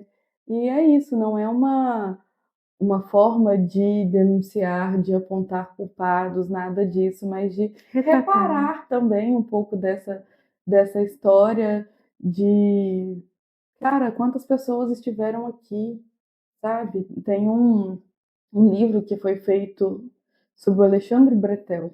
Ele é um farmacêutico que morou aqui na região por um tempo. E tem um livro que são as cartas que ele trocava com familiares e com amigos. E uma das menções dele em algumas cartas é de que no Vale do Carangola, que se estendia de Carangola até Natividade, tinham mais de 14 mil escravizados libertos no pós-abolição. E quantos outros não foram libertos? E quantos outros existiam aqui? E como a gente não sabe a história dessas pessoas, essas pessoas que construíram manualmente e literalmente pedra por pedra dos municípios que a gente está hoje. Então, assim, é realmente a mão que constrói, a pessoa que foi lá, pegou a madeira, que edificou a casa, e ela não merecer nenhuma menção nos quadros da história, né? Vocês têm consciência da importância desse trabalho dela? É muito importante, gente. Isso aqui precisa ser divulgado. Isso aqui precisa ser conhecido. Isso aqui precisa ser interpretado. E, sobretudo, valorizado. Tamires, eu tô encantada, tô preocupada com a hora, já tá muito extenso. Difícil parar de te ouvir. A gente vai ter que gravar mais um episódio teu, você pode ter certeza disso, porque é muita informação, é muito conteúdo, é muita riqueza. Inclusive, alinhavando esse teu trabalho, né? Qual é a importância da arqueologia para o entendimento da onde a gente vem com a nossa história? Eu acho a arqueologia central nesse processo de entender também porque como a gente lida muito com essas coisas do cotidiano, da gente saber, por exemplo, que a cultura brasileira ela é formada aí por esse misto de culturas diferentes, de pessoas que estavam aqui, e aí a gente chega em uma interpretação de uma comunidade indígena lá de trás, e aí perceber comportamentos através da materialidade que são repetidos ainda hoje. Então, a forma de se alimentar é uma delas. A gente tem conhecimento aí sobre o consumo de mandioca, saber que comer mandioca a gente aprendeu com os indígenas, e vários outros hábitos, e saber que vários hábitos vieram dos africanos, vários hábitos vieram também dos europeus que estavam aqui. E essa compreensão de origem mesmo, né? De saber que se a gente toma um cafezinho, ele veio de algum lugar. Se a gente se senta e come uma comida, uma carne de porco com farinha e com alguma verdura, isso veio de algum lugar, sabe? Se a gente consome um quiabo, a gente está consumindo um alimento que é de origem africana, que eles falam que quem come quiabo não pega feitiço. Então a gente entender essas raízes, entender que a gente é um emaranhado de várias gentes, isso também é interessante. Eu, pelo menos, enquanto uma curiosa. Como defensor do autoconhecimento, não deixa de ser autoconhecimento, Sim, né? Então, entender essas relações de por que a gente se comporta assim, por que a gente reza. Então, são coisas que a arqueologia está aí num momento central para a gente entender. Tem várias pesquisas que vão estudar, por exemplo, a uma arqueóloga que eu amo muito, a Paty Marinho, ela tem uma pesquisa que ela vai interpretar como as plantas são dispostas na casa com relação aos conhecimentos de origem africana. Então, ela pesquisa uma cidade onde pessoas, frequentadoras de terreiros ou não, elas seguem esses hábitos. Então, a gente sabe sempre, a espada de São Jorge tem que ficar na entrada. Por quê? Porque é bom que ela fique ali. Mesmo que você não esteja fazendo isso pensando em conhecimento africano, é um saber que vem de antes, né? E ter essa dimensão de conhecimentos e de tecnologia do passado que funcionam até hoje, né? Meu apartamento tem duas. Tem duas, olha só A que medicina, bacana. né? Os chás que a gente consome, tais plantas para curar machucados, também é um conhecimento ancestral. Ô, Tamires, e você acha que o Brasil hoje, ele preserva essa memória, esse patrimônio cultural? Bem, O bem é que é o problema. Preserva, sim, a gente tem muitos mecanismos, inclusive legais, de proteção, mas eu acho que a gente transita entre várias dimensões. O que é preservar? Esse já começa um ponto, porque talvez para uma visão mais engessada, preservar é eu ir lá, tirar da terra, pegar ele e colocar dentro de um museu.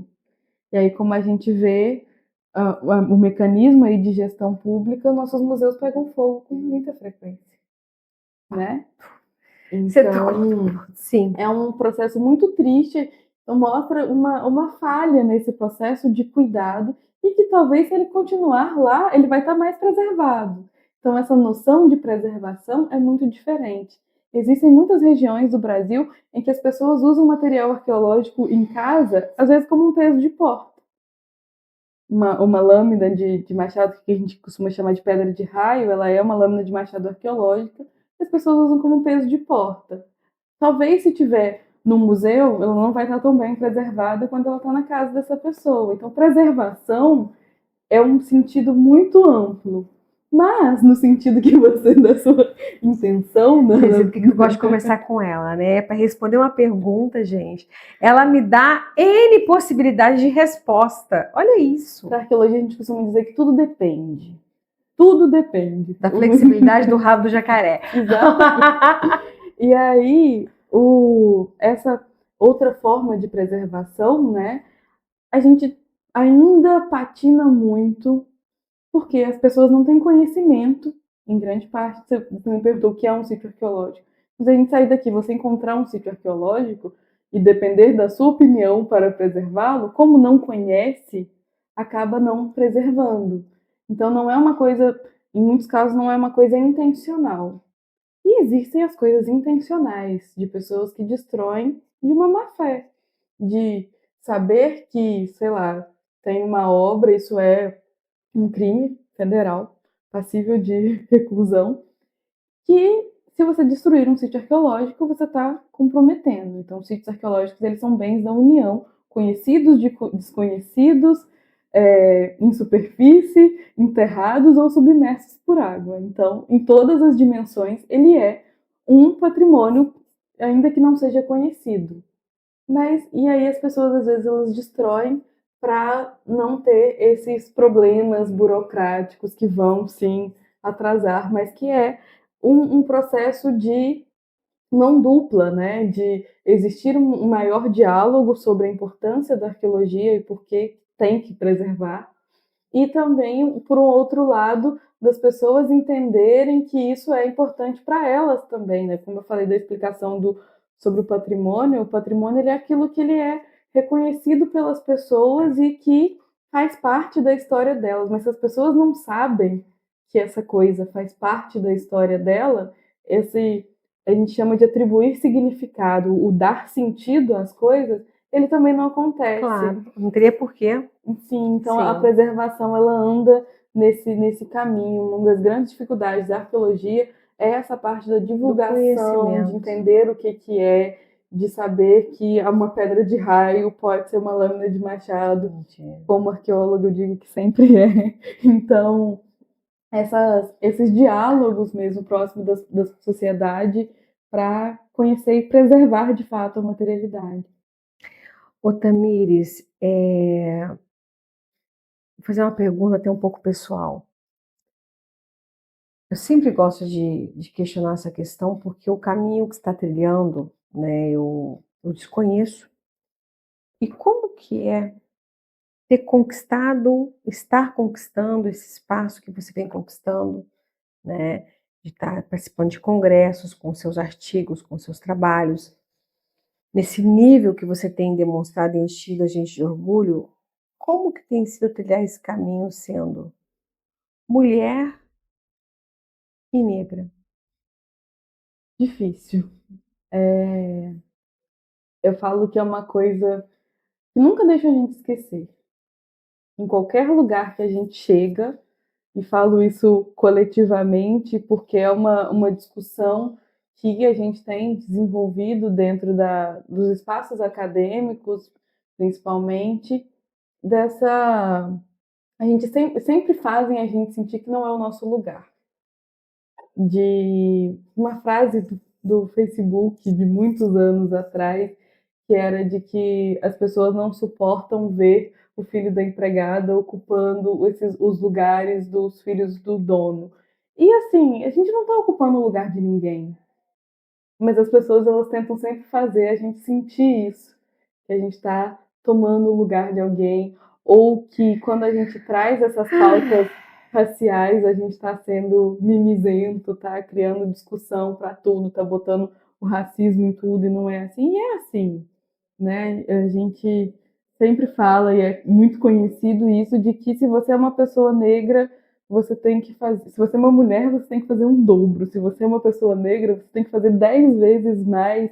E você ainda não vai ter o mesmo reconhecimento, né?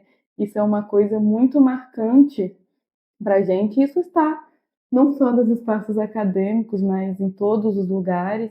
Na UFMG, a gente teve um episódio muito triste no ano passado, de uma das maiores arqueólogas do Brasil, foi participar de um evento lá na UFMG, e ela fez uma fala extremamente racista sobre meio que a gente querer tomar o lugar dos pesquisadores brancos. Você não está me dizendo isso, não. E de querer assim ter um domínio da pauta de que só a gente poderia falar sobre contextos de pessoas negras. E aí tiraria o ambiente de trabalho das pessoas brancas que pesquisam há muitos anos.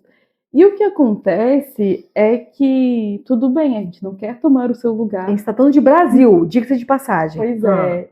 Fique aí com o seu lugar, a Uhum. gente não quer ele, mas tenha certeza que você não vai fazer o trabalho do jeito que você quiser. Não está mais liberado ser racista. E as pessoas não estão acostumadas a lidar com isso. Nós, pessoas negras, aprendemos desde o momento que a gente nasce a lidar com a branquitude. Mas a branquitude nunca aprendeu a lidar com a gente, conviver com a gente nesses espaços. Sabe? Tem um poema que eu fiz sobre isso, que é essa constante coisa de que quando a gente chega no lá, o lá muda de lugar. Sabe? Qual que era o objetivo? Chegar na faculdade. Aí você chega na faculdade, não, isso aqui não é o seu lugar. Então muda, vai para um outro lá. E esse lá é sempre fora. Não querem a gente dentro desses espaços. Ainda que existam, sim, muitas pessoas que falem, que acolham, que estejam junto com a gente, que dialoguem junto. Existem muitas pessoas que, se fossem para escolher, falariam, não quero nenhum deles aqui. Porque a gente causa problema, porque a gente não deixa eles falarem as coisas do jeito que querem, a gente não deixa as pesquisas acontecerem do mesmo jeito, e a gente tem hoje voz para falar dos seus próprios contextos, né? Não precisei esperar um arqueólogo branco vir falar sobre Catuné. Eu estava aqui para contar essa história que também é minha. E as pessoas elas têm uma dificuldade em entender e em lidar com isso, né? Que a gente está lá e que a gente é amplamente capacitado para fazer esses tipos de trabalho. Então, é cansativo, é um constante exercício de estar se provando dentro dos espaços. Tem como a gente fazer 10 cortes desse episódio? Olha, vai ser difícil escolher. Tamires, você tem noção do quanto você é necessária até isso o racismo ele tira da gente, sabe? De demorar a processar o quanto as coisas que a gente faz é importante e é relevante. Mas eu tenho aprendido a acreditar nisso aos pouquinhos, e a cada passo. Você me toca, eu não sei te explicar. E isso eu te falo, eu elucido para você desde que eu te conheci. Você me toca de forma diferente, não é pela tua inteligência.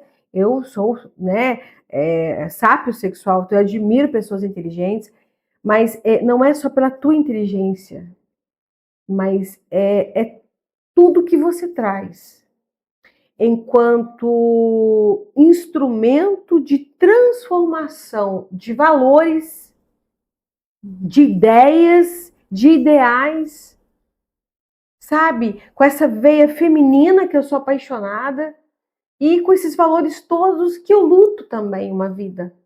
Então, assim, gente, essa moça é uma inspiração. Eu acredito que não é só para mim, não.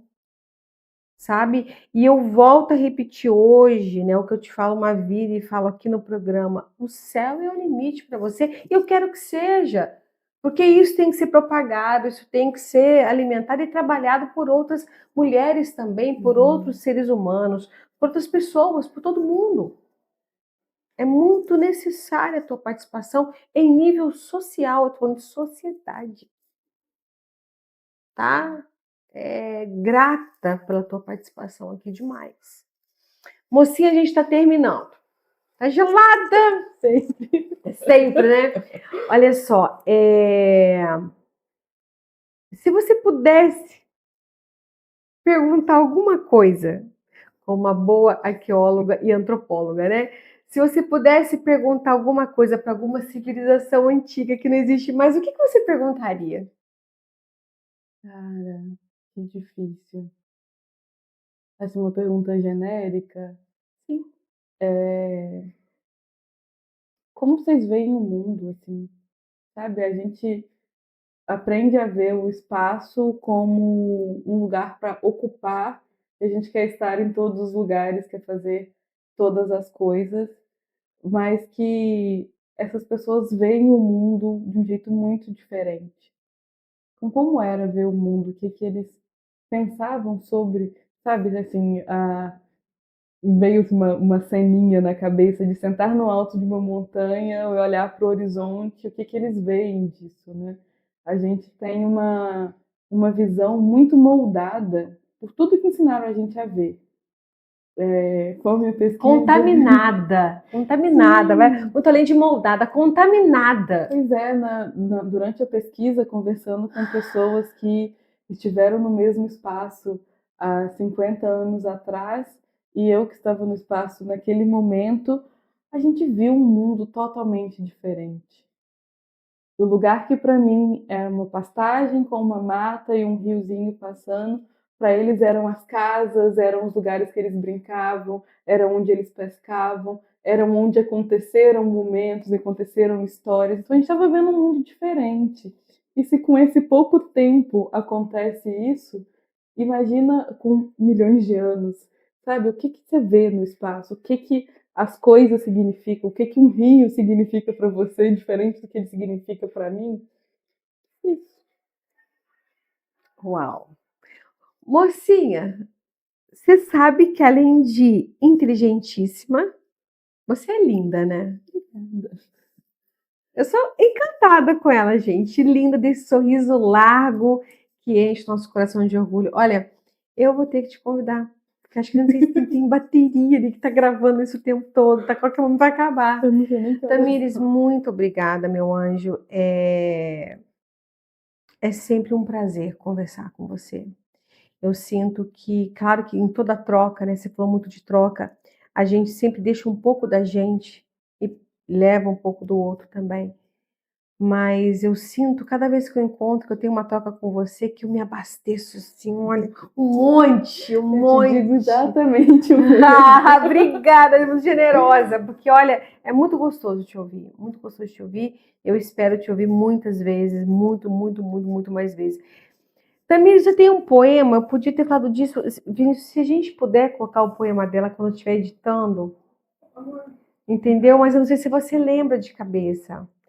Um poema que eu vi você declamar uma vez num encontro que a gente teve.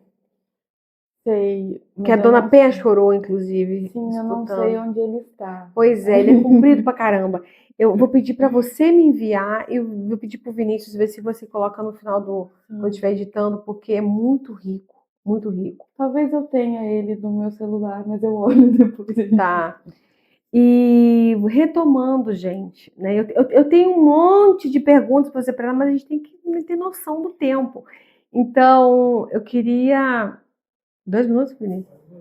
Nossa Que Senhora. isso? Então, enfim, retomar a reflexão que eu fiz no início, né? Que nada é tão nosso quanto os nossos sonhos. E eu pego e alinhava com tudo que a gente conversou, com a história de vida da Tamires aqui. A garotinha de 11 anos, de 10 anos, vendo lá os dinossauros, as coisas na televisão, e começou a sonhar por um dia conseguir entender disso. Se a gente parar para pensar na nossa região, que a gente está tão longe de tanta informação, né? Na época a internet ainda não era isso tudo que é. Como que eu vou saber sobre paleontologia, sobre ecologia, antropologia? Ela foi atrás. E com recurso público. Não estou menosprezando. Eu estou colocando das dificuldades que isso tem enquanto recurso, enquanto acesso, gente. E da necessidade que essas políticas têm, né?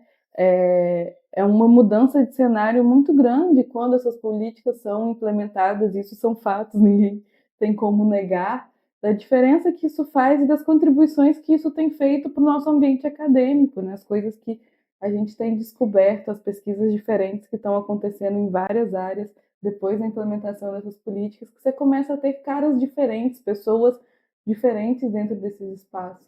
Exatamente. Então, eu quero deixar aqui, né, uma sugestão para você. Não deixe de sonhar. Porque o sonho é a força motriz que nos move. É através do sonho que a gente encontra um propósito, um sentido, um futuro. Para enxergar um futuro é necessário sonhar.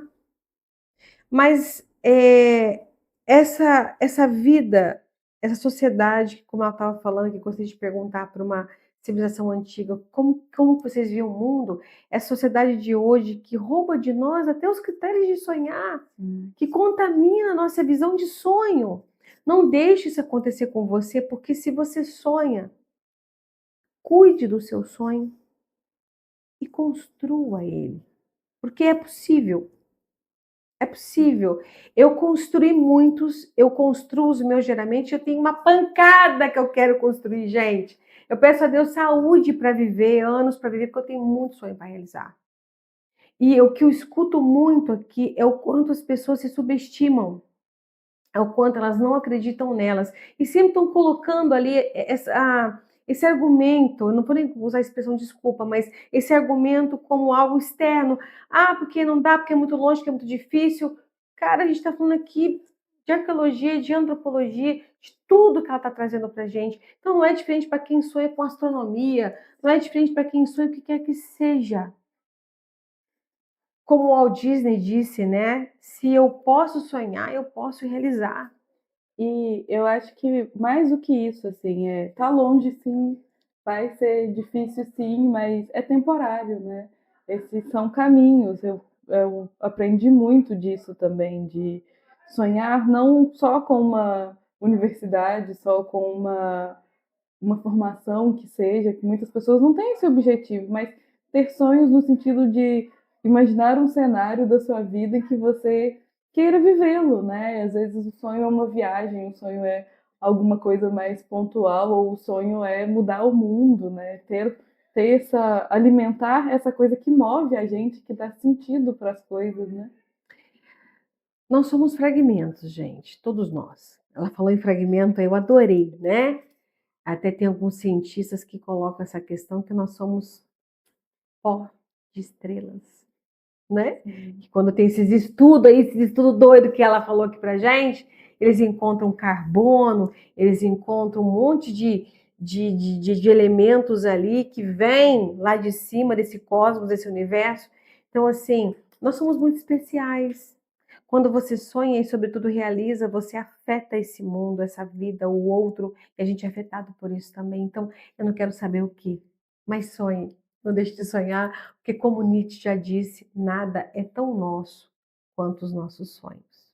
Inclusive, esse podcast aqui é um sonho que foi construído, né, Vinícius? E que está sendo realizado, e através de sonhar, a gente pode estar levando essa mensagem, essa inspiração até vocês. Muito obrigada. Eu que agradeço. Gelada, tadinha, tá muito gelada essa mão, não precisava disso tudo. Sou tímida, vai vendo. Ó, eu tenho a vantagem de poder encerrar e continuar esse papo tomando vinho com ela daqui a pouco, viu, gente? Mas eu prometo para vocês, eu convido ela outro dia de novo. Obrigada de coração. Obrigada, muito obrigada pela oportunidade de estar aqui, de conversar. É sempre muito bom estar com você. Quem agradece é a gente. Gente, quero agradecer você que ficou até o final com a gente também. Tenho certeza que você não se cansou, né? Conseguiu saborear. E eu te vejo no nosso próximo episódio. Um beijo.